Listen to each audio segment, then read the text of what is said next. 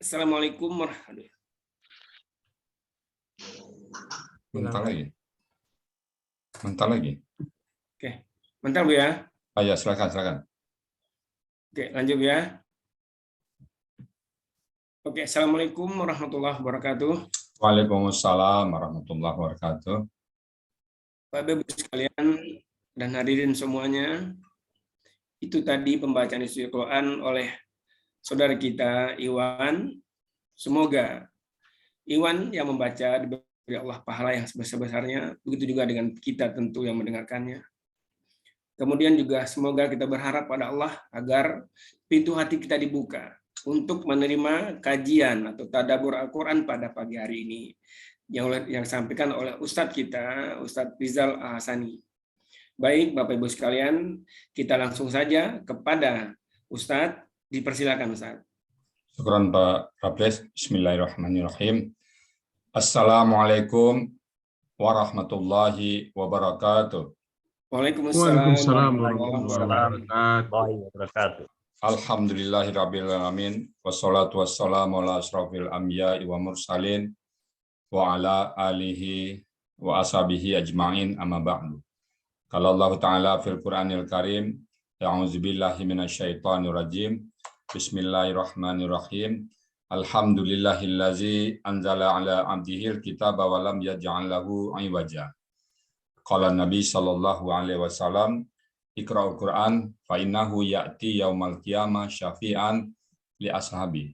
Sadaqallahul azim wa sadaqan nabiyul karim wa nahnu ala zalika minasyahidin wa syakirin walhamdulillahi rabbil alamin.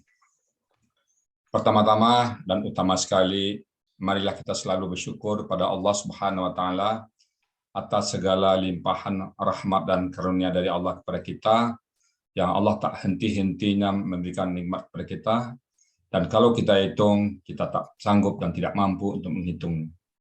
Sementara nikmat Allah terus datang kepada kita semua. Kita hanya disuruh bersyukur oleh Allah, karena la in syakartum la azidannakum wa la in kafartum inna azabi lasyadid. Dan kita berharap kelak nanti di yaumil hisab Allah memanggil kita dengan panggilan abdan syakuran, hamba yang pandai bersyukur. Selawat dan salam tidak lupa kita sampaikan di hari yang agung ini, hari Jumat ini. Kita banyak-banyak berselawat pada Rasulullah Sallallahu Alaihi Wasallam yang telah memberikan teladan, yang telah memberikan contoh kepada kita semuanya untuk kita mendekatkan diri kita kepada Allah Subhanahu Wa Taala. Dan kita selalu berselawat semoga kita nanti di yaumil hisab mendapat sapaan dari beliau, dan di akhirat kelak nanti di surganya Allah kita menjadi tetangga beliau karena kita mencintai Quran dan kita mencintai beliau. Baik, Bapak sekalian, kita pada pagi yang berbahagia ini masuk pada ayat surah Al-Kahfi ayat ke-37, kemarin 37, sekarang 38. Terakhir kemarin percakapan terjadi antara dua orang sahabat tadi ya, sahabat di sini ya, pada satu muslim dan satu kafir. Qala lahu, bismillahirrahmanirrahim, qala lahu sahibuhu wa huwa yuhawiruhu akafarta, kenapa kau kafir? Billazi, pada yang khalaqaka, pada yang telah menciptakan engkau, kenapa kamu kafir? Seperti juga dengan kata-kata surat Al-Baqarah ada kaifa takfuruna billah. Nah, yang itu menggugah kita. Kaifa takfuru billah wa kuntum amwatan fa ahyakum. Kenapa kau kafir pada Allah? Padahal dulu kau mati, nggak ada apa-apanya kamu. Fa'ahyakum, dan menghidupkan kamu. Summa yumitukum, dan mematikan kamu kembali. Kemudian wa ilaihi turja'un, dan pada Allah kembali. Kenapa kau kafir? Jadi kenapa? Akafarta billazi khalaqa min turabin. Kenapa kau kafir? Sementara kau diciptakan Allah dari tanah. Summa min nutfatin, kemudian dari mani. Summa sawaka rajulan, kemudian kamu disempurnakan jadi seorang lelaki. Kita kemarin sudah membahas surat surat di belakang, surat kemarin yang salah kejadian kita At-Tariq ya. Nah, kita mengingat kejadian lagi. Jadi Allah sering mengingatkan kita, dulu kau seperti apa? Kok sekarang mau-maunya melawan Allah, maunya kafir. Sama juga anak orang kita besarkan udah jadi orang, udah bisa mendiri sendiri, udah bisa mandiri, malah melawan bapak angkatnya kan. Itu aja nggak boleh. Kita harus ingat kebaikan orang. Nah, Allah selalu mengingatkan kita, kaifa takfuruna billah. Kenapa kau kafir pada Allah? Padahal nikmat Allah kau nikmati sendiri, udara Allah kau ambil, air Allah kau minum, semuanya kau gunakan fasilitas dari Allah, tapi kau kafir pada Allah. Nah, kaifa takfur. Nah, itu terakhir kemarin. Nah, kemarin ayat berikutnya, lakinna huwallahu rabbi wala usyriku bi rabbi ahada. Lakinna itu lakin dengan anna, jadi disingkat jadi lakinna. Tetapi aku, lakinna ya itu singkatan itu. Sama kalau kita ada dua huruf yang sama, toko sampai toko mulia agung. Disebut cepat-cepat tuh mulia agung yang A1. Nah, ini juga itu. Lakinna, lakin tambah anna. Tetapi aku percaya, aku yakin, aku menyaksikan bahwa wallah, dialah Allah. Siapa Allah? Rabbi. Rabbi itu Tuhanku tuh lebih banyak diterjemahkan kalau kita secara gramatikalnya yang memeliharaku, yang telah menjaga aku, yang telah memberikan banyak fasilitas kepadaku. Nah, itu Rabbi. Wallah, dialah Allah yang telah menjaga aku, yang telah memberikan fasilitas padaku, yang telah memberikan aku hidup, yang telah memberikan segala-galanya kepadaku. Dialah Allah. Kemudian, awala usyriku, dan tidaklah aku menserikatkan. Tidak ada satupun serikat bagi Allah.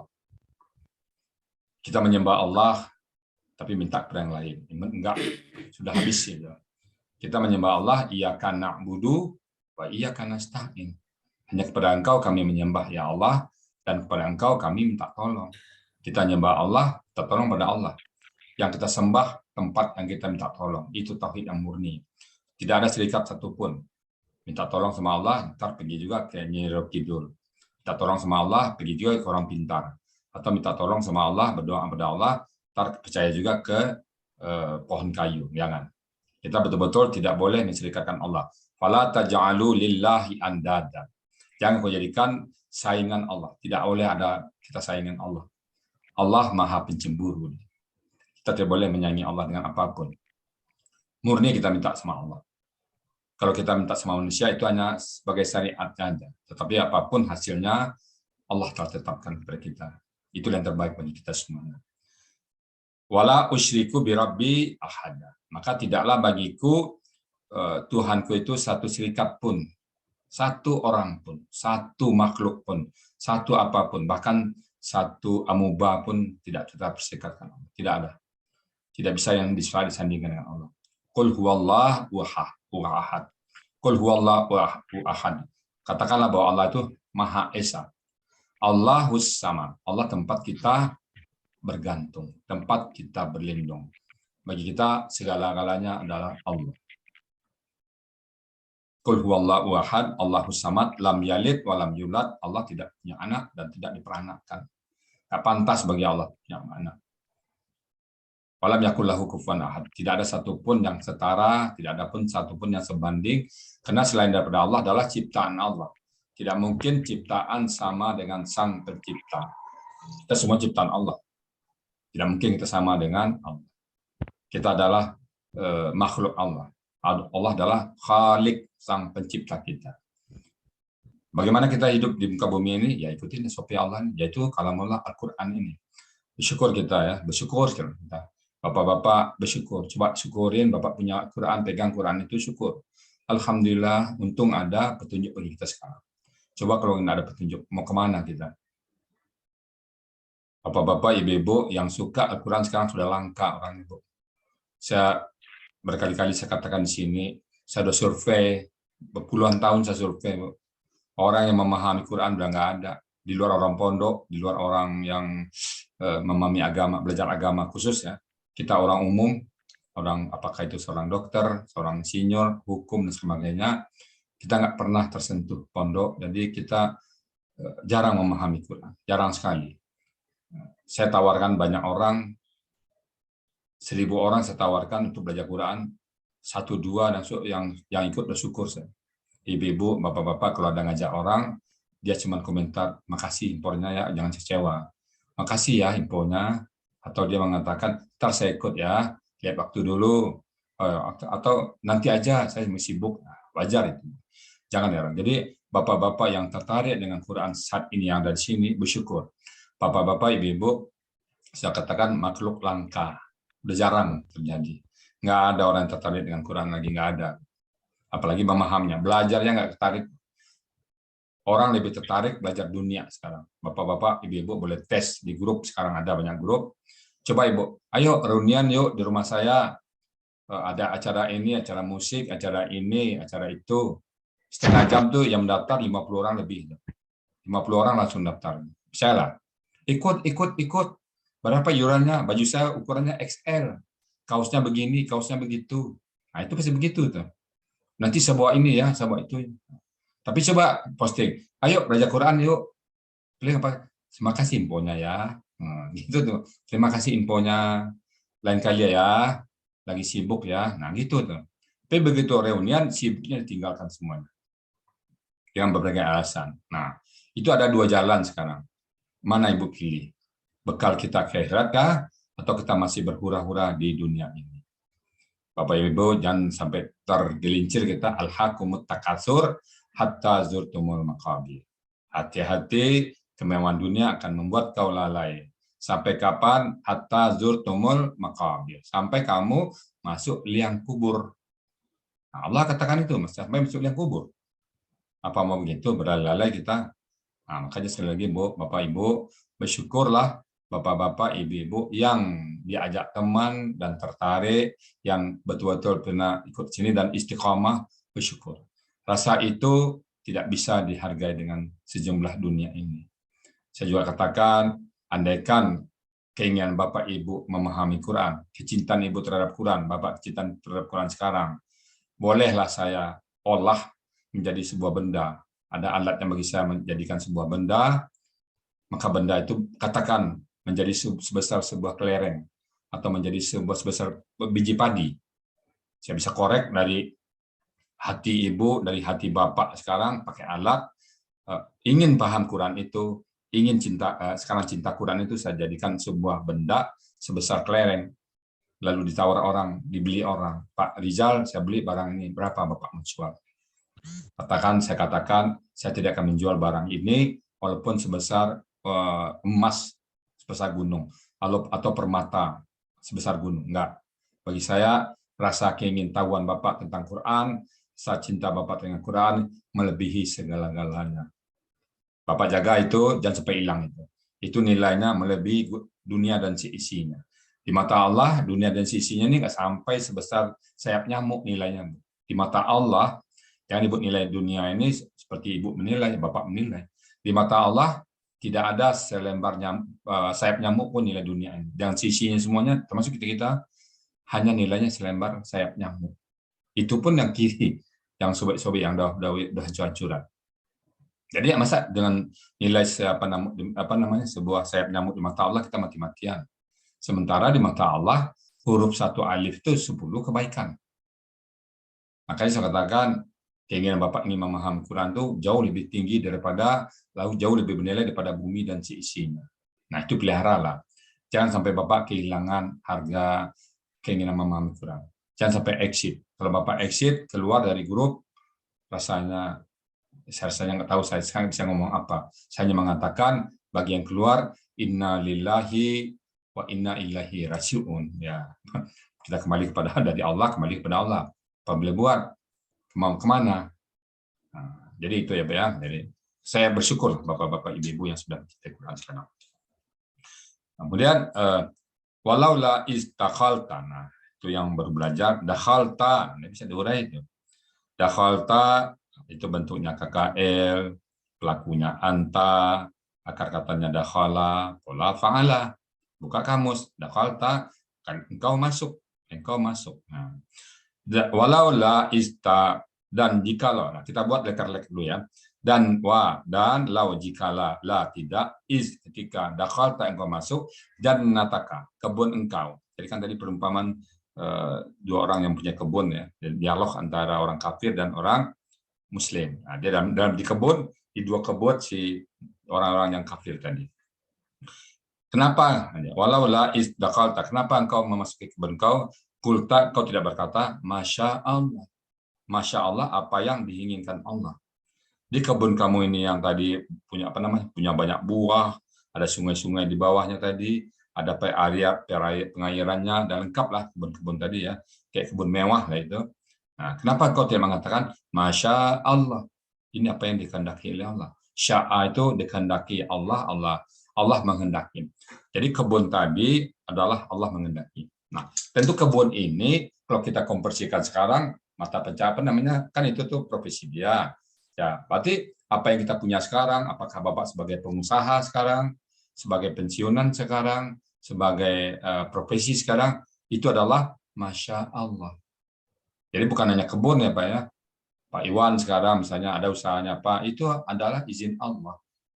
Bu Siti Permaningsi sebagai apa sekarang, itu izin Allah. Ibu Rina Sarul sekarang, itu sebagai izin Allah semua. Apapun profesi kita sekarang. Saya ngajar ini juga sebagai izin Allah. Pak Aidil juga, apa yang ada pada kita sekarang adalah Masya Allah. Itu tauhid kita. Sehingga harta kita titipan. Kalau Allah ambil, tidak ada masalah. Titipan kok. Sama dengan ibu punya motor, ibu punya mobil, bapak punya motor. Bapak punya motor, bapak mau hidupin pagi, boleh kan? Bapak mau bawa ke luar kota, motor nggak pernah protes kan? Bapak mau bapak mau diamin aja di garasi mobilnya, Anda protes nggak mobil? Atau disarungin aja? Apa pernah mobilnya protes? Mobil pernah nggak mobil Pak Iwan protes disarungin aja? Protes dia, Pak Iwan kenapa saya disarungin aja? Kan nggak pernah kan? Nah jadi apa ya, kita memiliki barang benda-benda tadi itu sama analognya Allah memiliki kita. Ya kalau kita diberikan sakit oleh Allah nggak apa-apa.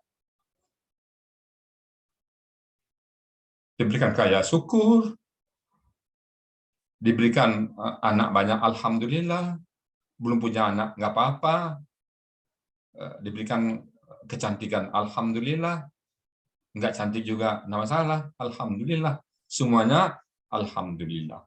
Kenapa? Ya seperti dengan tadi kita punya motor tadi, motor nggak pernah protes. Rumah ibu, piring ibu pernah protes nggak? Ibu cuci dia, kenapa kok saya dicuci aja? Nggak pernah protes dia. Dipakai untuk apa aja nggak protes dia. Begitulah kita di mata Allah, jangan protes. Apapun yang terjadi, kita yakini itu yang terbaik bagi kita semua. Yakinlah. Apapun kondisi Bapak Ibu sekarang, mau pandemi mau sakit, mau senang, mau bahagia, mau susah, itu adalah terbaik dari Allah. Allah yang tahu. Ada kalanya yang kita nggak senang itu baik bagi kita. Kalau bahasa Padang itu nan lama dan capek diluluah, dan pahit dan capek dibuang. Diinok-inokkan, dipikir-pikirkan. Semuanya baik, nggak ada yang jelek. Kenapa? Masya Allah. Itu yang Allah inginkan. Keinginan Allah tidak pernah jelek. Allah itu maha sempurna. Allah maha pengasih.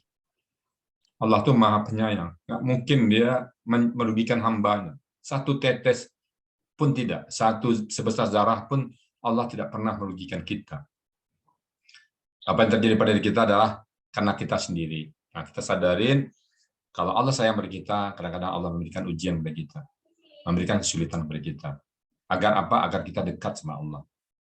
Orang yang naik derajatnya itu telah diuji.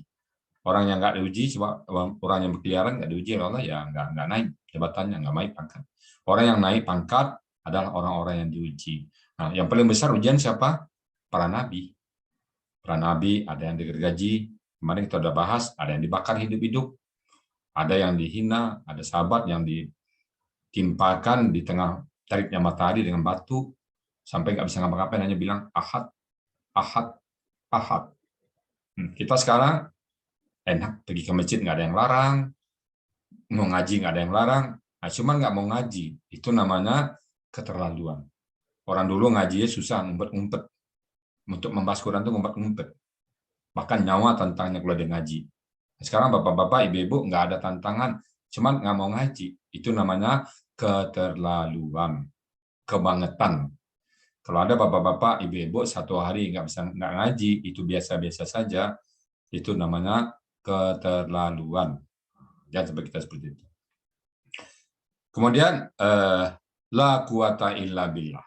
Tidak ada kekuatan bagiku kecuali Allah. Ya kita sekarang titipan, mau apa kita lagi? Titipan.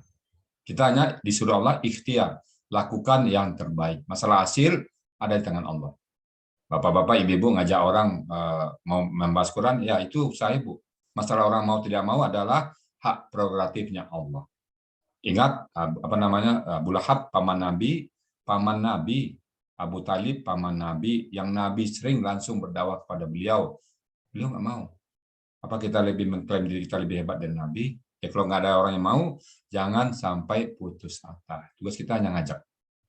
Bagi bapak-bapak, ibu-ibu yang ada di garda terdepan dalam mengajak orang, Ibu Wiwi, Ibu Yani, ngajak orang, nggak mau orang, nggak apa-apa. Inna lillahi wa inna ilaihi rajiun.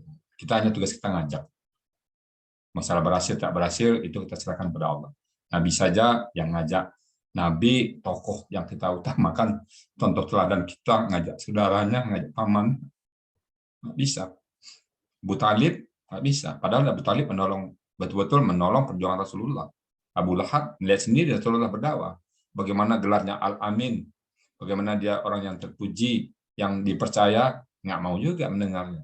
Melihat langsung mujizat-mujizat bulan terbelah, melihat Nabi dengan para sahabat, bagaimana sahabat membantu membela Nabi. Dia melihat semuanya itu, mungkin tidak beriman, mati kufur. Jadi apa yang mau kita kecewakan dengan mengajak orang? Nggak perlu. Tugas kita hanya ngajak, ya ajak semua orang. Kalau nggak mau, silakan sama Allah. La quwata illa billah. Intarani, nah, jika engkau tarani itu melihat aku, ana. Engkau melihat aku, akallah sedikit. Aku sedikit. Jadi ngecek. Jadi engkau melihat aku sedikit minta daripada engkau. Kamu lebih kaya. Kalau engkau melihat aku, engkau lebih kaya daripada aku. Ya kamu punya kebun 2, aku nggak punya apa-apa. Engkau punya anak banyak, aku nggak punya apa-apa. Dia persangkaan engkau lebih baik dari aku. Nah ini sama dengan setan. Ana khairu minhu. Aku lebih baik daripada dia. Karena aku dari api, dia dari tanah. Jadi itu adalah logika manusia yang pendek. Kenapa? Di mata Allah nggak ada. Di mata Allah adalah takwa. Inna akramakum indallahi atqakum. Di sisi Allah yang paling mulia adalah orang-orang yang bertakwa, bukan orang yang punya kebun, bukan orang yang punya pangkat. Kalau orang yang punya pangkat lebih mulia di mata Allah, habis kita nggak ada apa-apanya. Maka Firaun yang paling mulia di mata Allah kalau pangkat, karena dia pangkatnya raja, sampai dia mengatakan ana rabbukum a'la. Nah, dia paling tinggi. Jadi bukan itu ya. Nah, di mata Allah juga bukan kaya. Kalau kaya, yang kaya siapa? Qarun. Terus sekarang yang kaya Bill Gates. Nah, kalau yang kaya di mata Allah jadi mulia, ya maka kita nggak ada apa-apanya. Kalau yang cantik, ya banyak cantik bintang film sana. Kalau yang bangsawan, ya Ratu Elizabeth lebih mulia. Tetapi di mata Allah apa? Inna akramakum innallahi atqakum. Yang paling mulia adalah orang yang bertakwa. Nah, gimana sumber takwa? Al-Quran lagi. Jadi apapun yang kita tanya, ujung jawabannya ada di Quran. Maka berbahagialah. Saya banyak orang bertanya kemarin gimana caranya begini. Ya, jawabannya ke Al-Quran.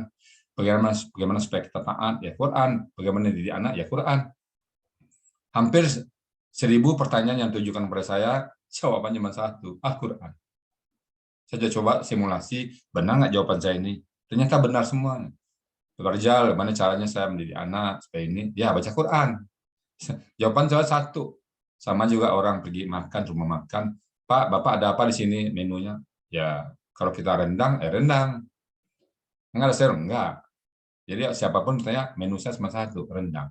Nah, kalau gitu juga, jawaban saya cuma satu. Setiap persoalan ditanya, saya begini-begini, jawabannya cuma satu, baca Quran. Kenapa? Kamu sedang berbicara dengan Allah. Man arada yatakallama ma'allahi falyaqra'il Quran. Barang siapa yang ingin ngobrol sama Allah, ingin curhat sama Allah, ingin mengadukan nasib sama Allah, ingin diskusi sama Allah, ingin bercengkrama dengan Allah, Sang Pencipta, baca Quran. Nah, baca Quran, nggak ada jalan lain. Baca Quran atau salat. Nah, yang bebas ngomong, kalau salat kan pakai rukun. Nah, kalau Quran kan bebas. Mau nangis, mau sujud, mau dialog, bebas kita.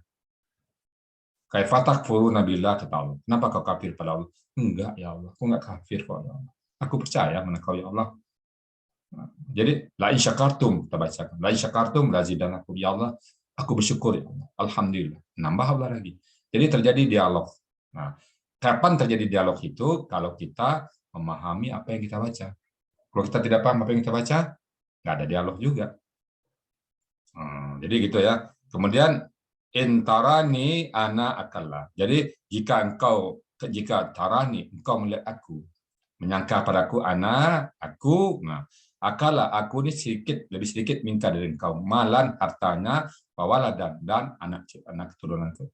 Jadi engkau menganggap aku hina. Aku seolah bagimu ukuran kaya itu, ukuran mulia itu anak dan harta. Padahal di mata Allah tidak. Jadi bapak-bapak, ibu-ibu, ada yang banyak bangga sama anak yang banyak, yang sukses, yang hartanya banyak, bangga. Lupa dia kepada Allah. Nah, itu jangan-jangan nanti termasuk al-hakumut takasur hatta zurtumul maqabir. Kita bangga, kita bersyukur. Kita punya anak, bukan kita marah. Bangga bersyukur. Itu titipan Allah. Jaga dia. Harta, jadikan harta itu mendekatkan diri kita kepada Allah. Bagaimana caranya? Gunakan harta kita yang banyak itu untuk mendekatkan diri kepada Allah. Itu adalah kendaraan. Harta itu bukan kita bawa mati, tidak. Kalau kita bawa mati, bagaimana caranya? Ya, gunakan jalan Allah. Ibu punya rumah 3, 1 rumah jadikan rumah yayasan yatim piatu, 1 jadikan rumah tahfiz Quran, 1 buat tempatin. Jangan tiga-tiganya. Ada orang punya rumah, saya lihat ada teman punya 5, 1 tempat gudang barang, 1 tempat entah apa, tempat reunian, vilanya. Ya itu ditanya semua, Bu, nanti. Rumah itu ditanya, harta ditanya. Harta dapat dengan halal hisapnya banyak, panjang. Yang haram nggak ditanya, langsung dibuang neraka bersama kita.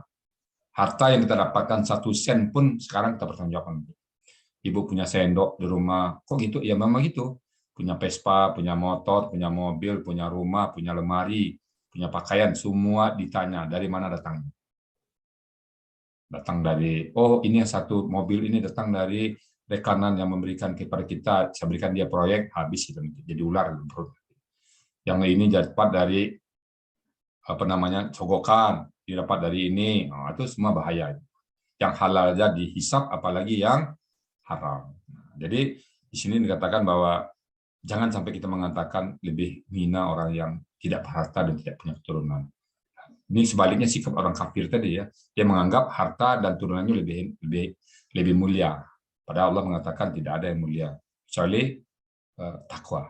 Nah, demikian yang dapat saya uraikan pada pagi hari ini. Kita sampai kepada ayat Al-Kahfi surat ayat ke-39 dicatat ya, ke-9. Mudah-mudahan ada manfaatnya. Sekali lagi, setiap Jumat pagi kita membahas surah Al-Kahfi. Semoga pada saat kita baca, kita renung isinya, kita paham. Karena banyak orang yang sudah baca, ceritanya nggak tahu. Saya kan cuma baca. Kita bukan hanya membaca, tapi memahami. Demikian, lebih kurang mohon maaf. Akhirul kalam, billahi taufiq wal hidayah. Assalamualaikum warahmatullahi wabarakatuh. Waalaikumsalam warahmatullahi wabarakatuh.